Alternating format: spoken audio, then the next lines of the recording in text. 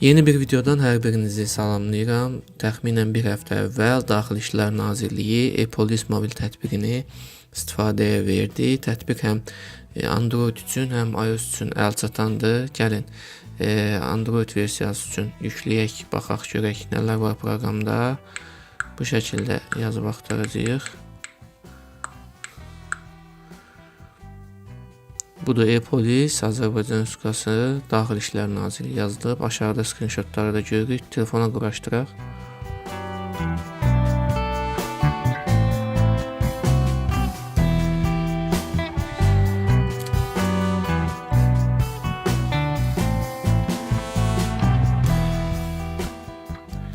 Burada bütün sənədləriniz burada belə bir qeyd yazılıb. Sənədlərini burada toplayaq. İstədiyiniz və onlara rahatlıqla çata bilərsiniz. Sonraki deyirik, tətbiq vasitəsilə cərimələrinizi ödəyin, virtual 102 vasitəsilə müraciətlərinizi onlayn edin və nəhayət hesabınıza daxil olmaq. Burada yenə də öndə gəlir asan login və fin kodla da daxil ola bilərsiniz. Əgər asan imzanız yoxdursa, ikinci bölməni seçərək fin kod, vəsiqənin seriya və nömrəsi, mobil nömrə yazırsınız, kodu göndər seçirsiniz, kod gəlir. Və kodu daxil edərək qeydiyyatınızı tamamlayırsınız. Aşağıda görürsünüz ki, yazıb qeyd etdiyiniz nömrə öz adınız olmalıdır mütləq. Amma həmişə asan login ən yaxşı seçimdir. Asan login ilə daxil oluram.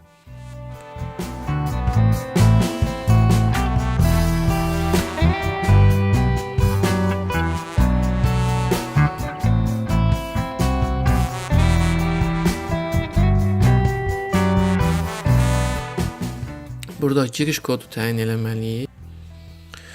Və burada biometrik girişin aktivləşdirməsi, əgər barmaq izi dəstəkləyirsə telefonunuz, onu da aktivləşdirə bilərsiniz. Tətbiqə daxil olduqdan sonra ana səhifədə bizi 4 bölmə qarşılayır. Burada daxili işlər orqanlarının siyahısı, ünvanları, polis bölmələrinin yerləşdiyi yerlər, əlaqə nömrələri. İkinci bölmədə əsas avtomobillərin, burada heyf ki, məndə etibarnamə əsasında idarə elədiyim üçün burada görünmür. Əsas bölmələrdən biridir. Burada avtomobillər haqqında, avtomobiliniz haqqında daha doğrusu məlumatlar əks olunur. Texniki baxışdan keçdiyiniz vaxt, növbəti keçmə vaxtınız, texniki baxış zamanı aşkar olmuş problemlər burada əks olunur. Heyf ki, məndə aktivləşməyib bura.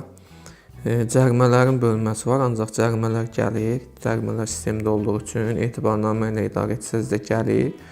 Buradan cərimələrə baxa bilirsiniz.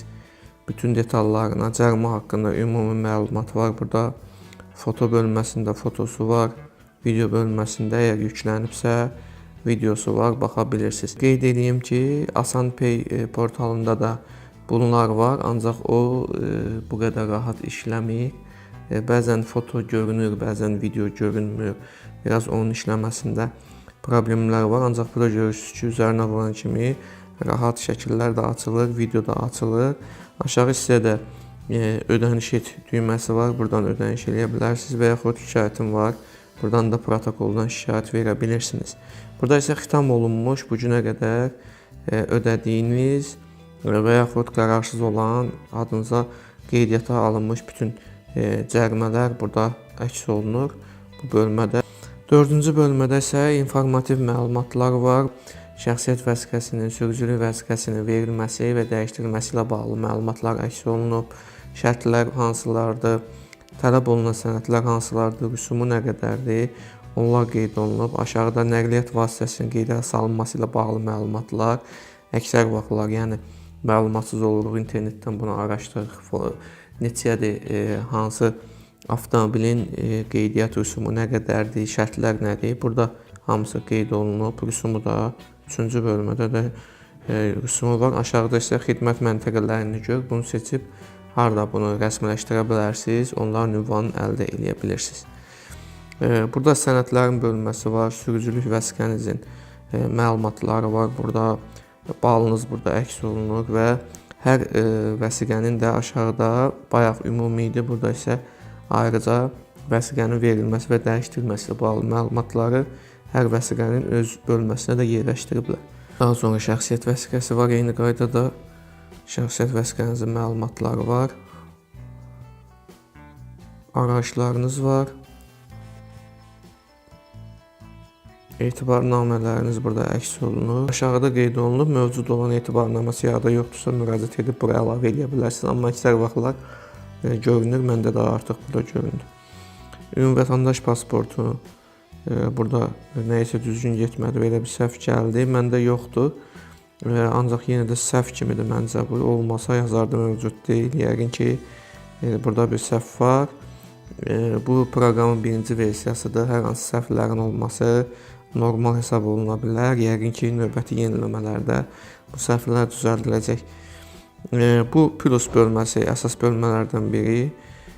Burada yeni müraciət deməkdir bu plus. Burada virtual 102 xidməti var.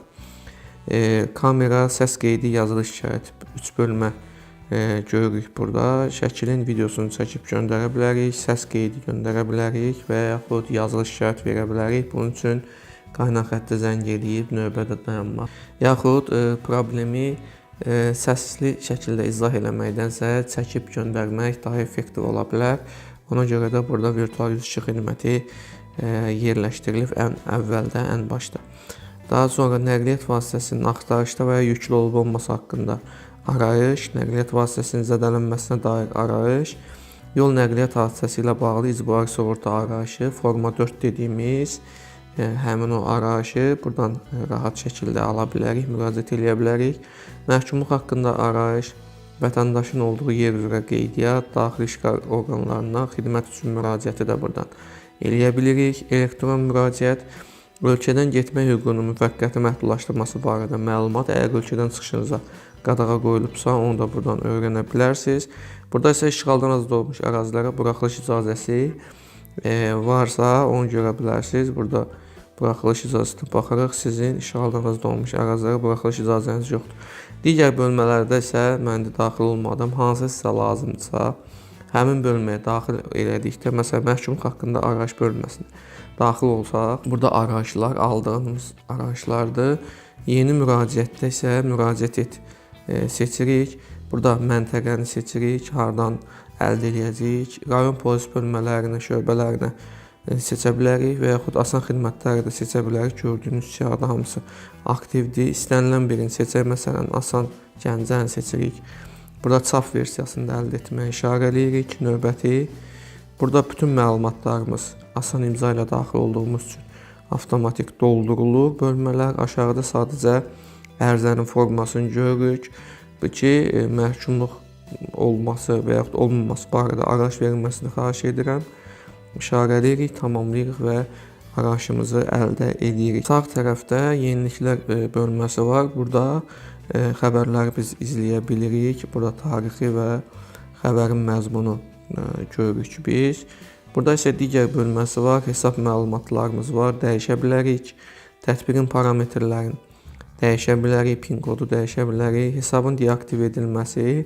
Hesabı deaktiv etsək, hesab deaktiv olunur. Aktivləşdirmək üçün sadəcə yenidən giriş edirik. Yenidən asan imzamıza daxil olduqda yenidən aktivləşir.